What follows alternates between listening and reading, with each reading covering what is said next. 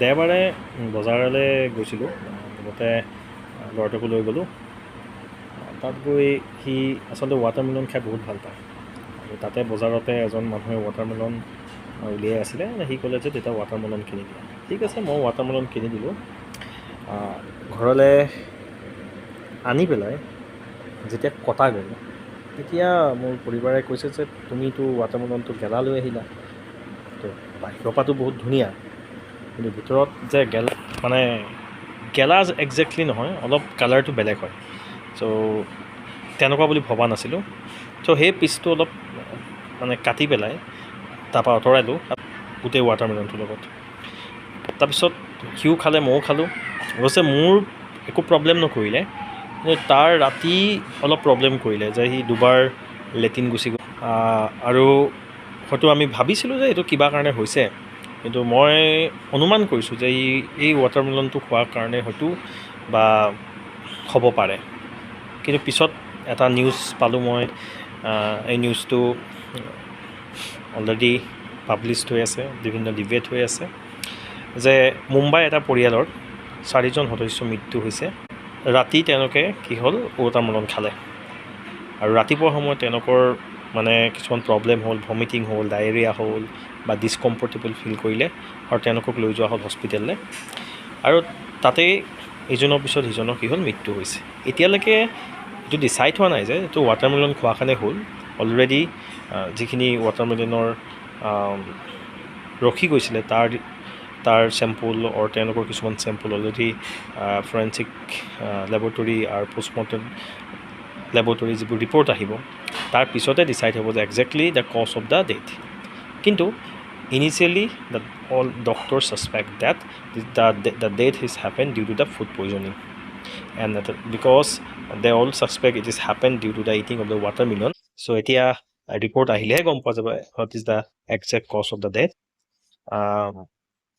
গতিকে মই ভাবোঁ যে আমি যিটো সময়ত আমাৰ যিখিনি ফল আমি সততে পোৱা যায় বা আমাৰ চাৰিওফালে পোৱা যায়, সেই ফলবিলাকে আমি ল'ৰা ছোৱালীক খুৱাব লাগে। বিশেষকৈ বাকী বাহিৰৰ পৰা আহিছে, তাত কি দিছে, কি পেষ্টিচাইড দিছে, কি ইনচেক্টিচাইড দিছে, আমি একো গম নাপাওঁ। আমি যি দেখিছোঁ, আমাৰ যিখিনি ফল, আমাৰ থলুৱা ফল যিখিনি আছে, আমলখি হওক, শিলিখা হওক, বা আমাৰ ঘৰত যিখিনি আছে, আম হওক, লিচু হওক, যিখিনি আমি থলুৱাভাৱে পাওঁ, উৎপাদন যথেষ্ট বেছি আমাৰ অসমত। চ' আমি যদি তেনেকুৱা ফল দিওঁ, ফলৰ পৰা বিভিন্ন ইনগ্ৰিডিয়েণ্ট পাব।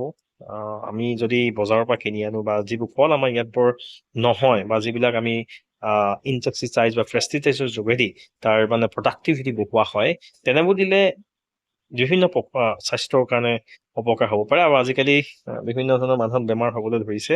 চ' ইয়াৰ কাৰণেই হৈছে আমি বিশেষকৈ আমি ভেজিটেবল হওক বা ফ্ৰুইটছ হওক, তাৰ কাৰণে আমি কিহৰ ওপৰত ডিপেণ্ড কৰোঁ, আমি বজাৰৰ ওপৰত ডিপেণ্ড কৰি আছোঁ। আমাৰ হয়তো এখন সৰু জেগা অকণো আছে আমাৰ ঘৰতে, কিন্তু সেই জেগাকণ আমি ব্যৱহাৰ নকৰোঁ খেতিৰ কাৰণে, বা আমি এলাহ কৰোঁ। এইবিলাক আচলতে আমি এতিয়া আঁতৰাব হ'ল। আমাৰ যদি অকণমান যদি ঘৰতে হ'ল জেগা আছে, জেগাখনত আমি খেতি কৰিব লাগে। খেতি কৰি এটলিষ্ট আমাৰ ঘৰৰ কাৰণে যিখিনি লাগতিয়াল শাক পাচলি প্ৰয়োজন হয় দৈনন্দিন কাৰণত, সেই শাক পাচলিখিনি আমি কি কৰিব লাগিব, আমি ঘৰতে উৎপাদন কৰিব লাগে। আৰু ইয়াৰ লগতে কি হয়, আমাৰ এটা ফিজিকেল এক্সাৰচাইজো হৈ থাকিলে, যদি আমি খেতি কৰোঁ, এটা ফিজিকেল এক্সাৰচাইজো হৈ থাকিলে, আৰু তাৰ পৰা যিটো আমি উৎপাদন পালোঁ, সেই উৎপাদনো আমাৰ কি হয়, মানসিক আৰু শাৰীৰিকভাৱে আমাক কি কৰিব, যথেষ্ট লাভান্বিত কৰিব।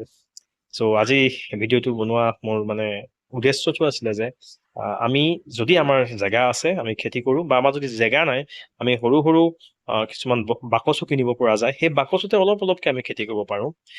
আৰু আমাৰ ল'ৰা ছোৱালীখিনিৰ কাৰণে, বা আমিও যিহেতু আমাৰ বতৰৰ লগত যি আমাৰ অসমৰ ভৌগোলিক পৰিৱেশৰ লগত যিখিনি আমাৰ ফল মূল আছে বা শাক পাচলি আছে, সেইখিনিৰ ওপৰত আমি গুৰুত্ব দিব লাগে। বহুত আছে আমাৰ অসমতে, থেকেৰা আছে, আমি খাব পাৰোঁ, বেল আছে, আমি খাব পাৰোঁ, বিভিন্ন ধৰণৰ আছে, প্লাম বগৰী আছে, বহুত ধৰণৰ আছে। গতিকে যিটো সময়ত যিটো ফল উৎপাদন হয়, সেই যদি ফলটো খাওঁ, সেই সময়টোৰ লগত আমাৰ ৱেডাৰৰ লগত আমাৰ কি থাকে, আমাৰ বডিটো কি থাকে, কানেকশ্যন থাকে, আৰু সেই প্ৰকাৰে আমি উপকাৰটো আমি পোৱা যায়। ধন্যবাদ।